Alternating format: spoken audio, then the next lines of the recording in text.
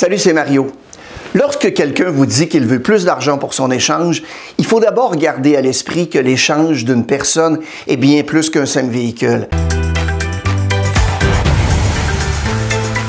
Il y a souvent une valeur sentimentale. Vous n'avez aucune idée de si ce véhicule a été celui qu'ils ont acheté lorsqu'ils se sont mariés, si ça a été un premier véhicule, ont eu leur premier enfant, ou le dernier véhicule que leurs parents leur ont donné avant de passer à un autre stade de leur vie.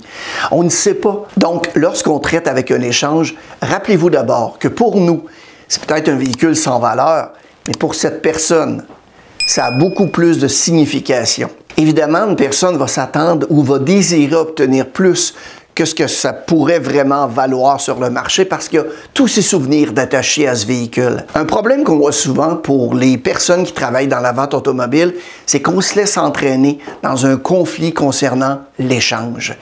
Allons réfléchir à ça quelques secondes. Premièrement, qu'est-ce que signifie le mot échange?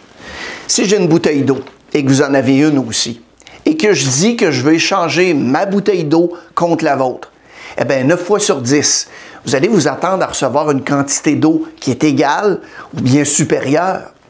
Donc, si j'ai une bouteille pleine et que vous avez une bouteille vide et que je propose un échange, je vais m'attendre à échanger ma bouteille pleine contre une autre pleine ou peut-être même 2 bouteilles pleines, inversement. Si ma bouteille est vide et la vôtre est pleine et que je propose un échange, vous vous attendrez à une bouteille aussi pleine ou peut-être même à 2. Si je peux faire quoi que ce soit pour vous aider à avancer dans votre carrière professionnelle, s'il vous plaît, envoyez-moi un texte au 514-434-9423 ou mario@marioloubier.com en me spécifiant votre demande. Ça me fera un immense plaisir de vous donner un coup de main. Bon succès! Donc, comment on crée ces problèmes dans la vente automobile? Eh bien, premièrement, il y a encore beaucoup trop de vendeurs qui demandent encore aux clients combien il veut pour son échange. Et c'est là que le décalage se crée. On utilise le mot « échange » et les mots ont du pouvoir. Vous devez comprendre que les mots déclenchent un certain type de pensée ou d'impression et vont aider une personne à se souvenir d'une situation qui est particulière. Lorsqu'on parle du mot « échange » dans l'esprit d'une personne, elle s'attend à une valeur égale ou supérieure. Donc, quand on demande au client combien il veut avoir pour son échange, et disons qu'il répond 10 000 $. En demandant, on a automatiquement fixé un montant dans son esprit. Oui, mais les vendeurs disent que c'est toujours bon de savoir ce qu'ils veulent. Pourquoi c'est bon de savoir? Parce que ça fixe un chiffre dans leur esprit et même si le véhicule vaut 10 000 $, vous savez comme moi qu'ils n'obtiendront jamais ce montant-là chez un marchand automobile. Avec tous les papiers nécessaires, les enregistrements, certifications, inspections, nettoyage, sans compter que le véhicule va être revendu dans l'espoir de réaliser un bénéfice.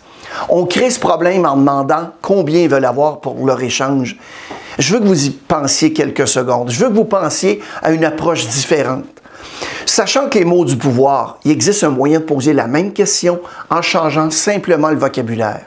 Imaginez ceci, une personne arrive avec un véhicule et vous dites « Écoutez, j'ai vu que vous êtes arrivé avec ce véhicule. Quel type de véhicule est-ce que c'est? » « Ah, un Ford Fusion 2021, super. Laissez-moi vous poser cette question. Est-ce que vous êtes intéressé par la vente de ce véhicule? Parce qu'on pourrait être intéressé à l'acheter. » Alors maintenant, la personne dit « Ben oui, je voudrais voir ce que je peux obtenir. Super. Ce que je vais faire, c'est de faire appel à l'un de mes managers qui est l'un des meilleurs dans ce domaine. Je vais lui demander de jeter un œil à votre véhicule et on va pouvoir au moins vous dire ce qu'on pourrait être prêt à vous offrir. » Ce qu'on vient de faire, c'est de créer un changement de pensée en demandant si la personne est intéressée par la vente de son véhicule, parce qu'on pourrait être intéressé à l'acheter. Ça ne déclenche pas le même type de pensée que le mot « échange », qui fait que les gens s'attendent à une valeur égale ou supérieure. Je vous invite aussi à consulter une autre vidéo pour une approche concernant l'achat du véhicule du client. Le lien se trouve juste ici et au bas de l'écran. Si vous avez du mal à surmonter les objections et que vous cherchez des moyens de les surmonter efficacement, j'ai de très bonnes nouvelles pour vous. Je vous invite à vous procurer ce document des 65 traitements aux objections les plus fréquentes en vente automobile et plus. Le lien se trouve dans la page commentaire au bas de l'écran. Bon succès à tous et à toutes.